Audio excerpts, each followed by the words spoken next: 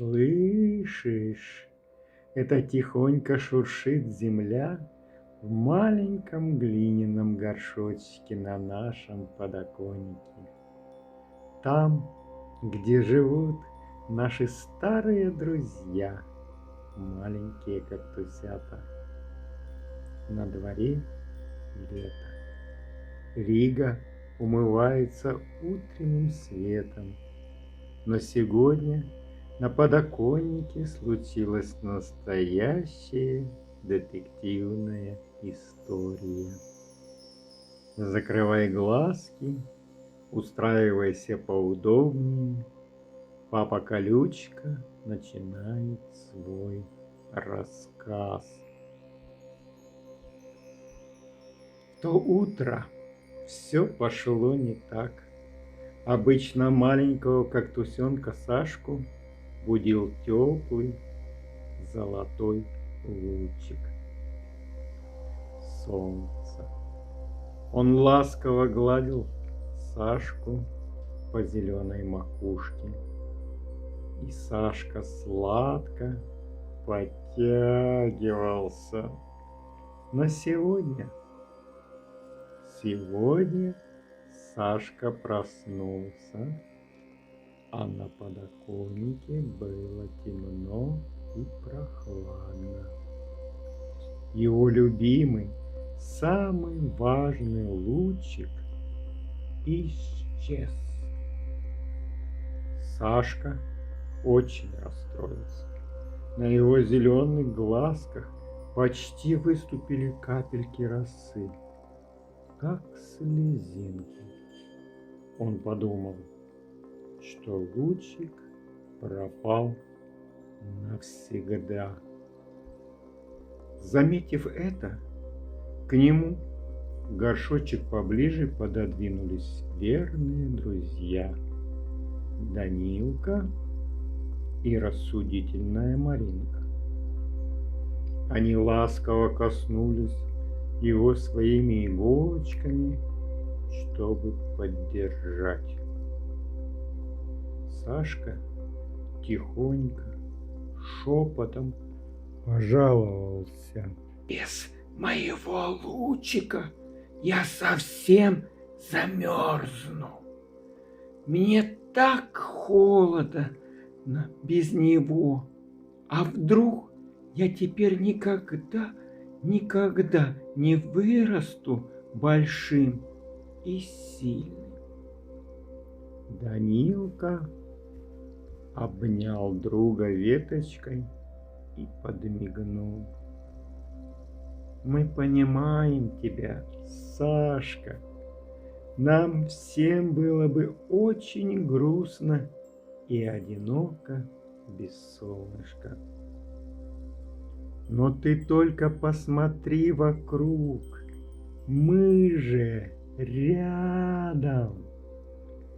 А вместе нам никакой холод не страшен. Тут Маринка, как самая внимательная, прищурилась, посмотрела в угол подоконника и вдруг тихонько ахнула. Ах, посмотрите-ка туда! Лучик вовсе не пропал навсегда. Его просто спрятал сонный Рич. Друзья обернулись. Действительно, на самом краю подоконника, свернувшись огромным пушистым клубком, спал большой домашний кот Рич. Он так сладко дремал, что натянул на себя край теплого, мягкого пледа хозяйки. И этот самый плед вместе с толстым кошачьим боком полностью закрыл солнце, оставив Сашку в тени. из-под пушистого хвоста Рича едва-едва проглядывал маленький, зажатый золотой хвостик того самого пропавшего лучика. Маринка решительно зашептала: «Так, команда, план такой. Если мы все вместе дружно подтянем за самый край этого пледа, Рич перевернется на другой бок. Плед спадет, и солнышко вернется к Сашке. Иногда любая проблема кажется огромной и нерешаемой, когда ты один. Но она становится совсем крошечной, когда у тебя есть настоящие друзья». Кактусята дружно изо всех сил ухватились своими маленькими лапками-иголочками за край мягкого пледа. И раз! — шепотом скомандовала Маринка. И два, и три. Тянем! Малыши дружно потянули плед на себя. Огромный пушистый кот Рич во сне удивленно повел усатой мордочкой, тихонько замурчал «мрррр» и лениво перевернулся на другой теплый бок. И в ту же секунду раз! Золотой, яркий, невероятно теплый солнечный лучик вырвался на свободу. Он весело прыгнул по подоконнику и целиком осветил и согрел Сашку. Сашка даже зажмурился от удовольствия. «Ой!» — шепотом вспомнил Сашка. «Кот ведь так сладко спит. Давайте все вместе прошепчем ему на ушко большое спасибо».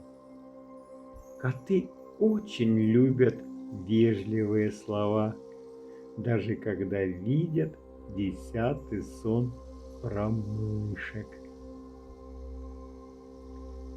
Кактусята наклонились к спящему пушистому боку и тихонько прошептали: «Спасибо, Рич». Кот в ответ лишь сладко зевнул и поджал лапки. Папа Колючка, который все в это время с доброй улыбкой наблюдал за малышами из своего большого горшка, мудро промолвил: «Знаете, мои дорогие кактусята, в жизни бывает всякое. Иногда на небе появляется большая тучка, а иногда чья-то большая пушистая спинка закрывает от нас теплое солнышко. Становится грустно и темно. Но если у тебя есть добрые и верные друзья, они всегда придут на помощь и помогут вернуть твой лучик.